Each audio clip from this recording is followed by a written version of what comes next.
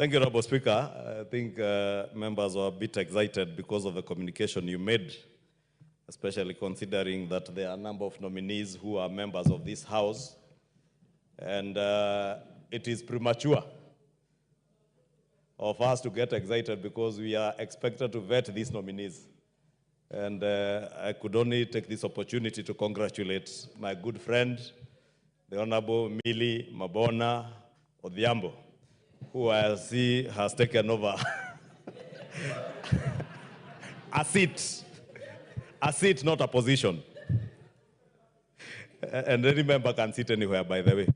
Therefore, allow me, Honorable Speaker, to, I was saying, understanding under 48, to allow me to move this motion in an amended form, which is that the Senate amendments to the Conflict of Interests Bill, National Assembly Bill number 12 of 2023, be now rejected.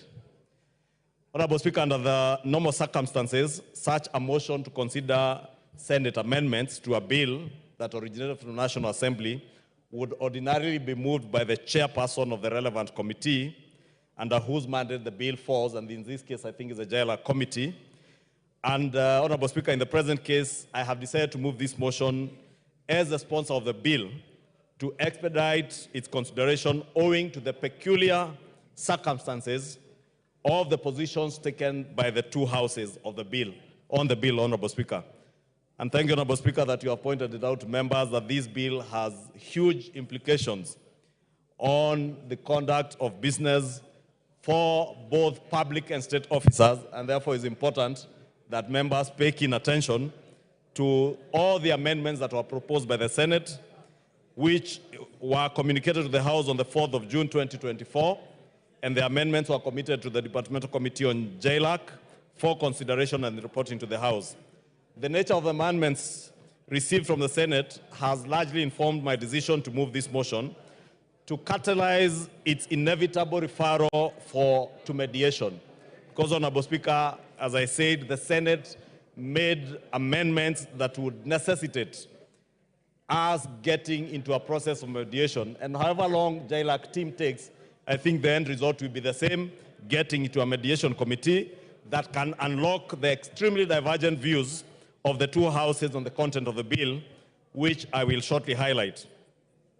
Honorable Speaker, when I introduced this bill, it sought to repeal the Public Officer Ethics Act of 2003 and establish a framework for managing conflict of interest in the discharge of public duties under the general supervision of the Ethics and Anti-Corruption Commission, EACC.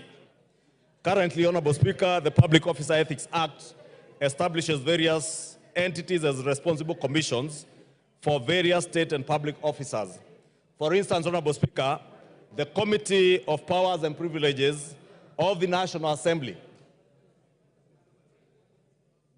is the responsible commission for these members of parliament who are not listening, Honorable Speaker. It is the responsible commission for members of the National Assembly, while the Parliamentary Service Commission is the responsible commission for all parliamentary staff. The bill, as published, sought to change this by making EACC responsible for all state and public officers. Honorable Speaker,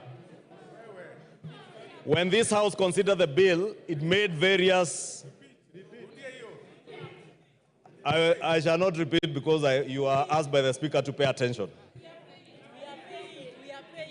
I have told you, under the Public Officers and Ethics Act, it establishes various commissions that are responsible for the conduct of overseeing conflict of interest. Under this act, the Powers and Privileges Committee of the National Assembly is the responsible commission under the act for members of parliament, while the Parliamentary Service Commission is the responsible commission for members of staff. And I further said that the bill, as published, sought to change this by making EACC the responsible commission for all state and public officers. I further told you that when this House considered the bill, and we did all consider in second reading and the committee of the whole, we made various amendments which sought to do a number of things, including one, maintaining the existing model of wealth declarations to entities that directly supervise the conduct and ethics of the various categories of public officers. In this regard, the House agreed to repeal the Public Officer Ethics Act and insisted on transferring specific provisions from the Act to the bill. Two, we align the bill with the responsibilities of members of Parliament, and this is important, members, that when in committee of the whole we considered amendments, we aligned the bill to your responsibilities as members of Parliament on declaration of conflict of interest in parliamentary debate under the Parliamentary Powers and Privileges Act of 2017. You remember the bill, as was published, was creating a conflict of interest even on matters that pertain to your work as a member of Parliament. And we sought to make those amendments during the committee of the whole. Three, we expanded the declarations to include previous categories of public and state officers that were not expressly provided for under the Public Officer and Ethics Act, for instance, that of the Chief Justice and Cabinet Secretaries. Four, we limited the definition of the word relative. Those who are here during second reading, you will all recall the very broad definition of the word relative in the conduct of affairs of a state or public officer, and we limited this definition to the affairs of a state or public officer and his or her dependent children. And we also, in 5, prohibited, not only prohibiting public officers from contracting with public bodies in which they are employed. You will recall the bill as published prohibited public and state officers and their broad definition of relatives from conducting business with any entity of government. Conversely, Honorable Speaker, from the message received from the Senate has reversed everything that this House passed. The Senate has deleted and proposed repeal of the Public Officer Ethics Act. This has resulted in the proposed repeal of clauses including those on functions of the Commission, participation of members in proceedings before Parliament or county assemblies. Therefore, there is debate you cannot interact with as a member of Parliament or as a member of county assemblies on the basis of what the Senate has done. Acquisition of interest in partnerships and private companies, restricted gainful employment, for instance, people who are here and are lawyers, professional accountants, etc. The register of conflict of interest, where this register will be.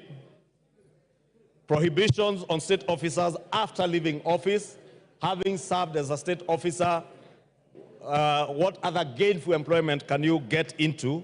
And we had made amendments relating to that.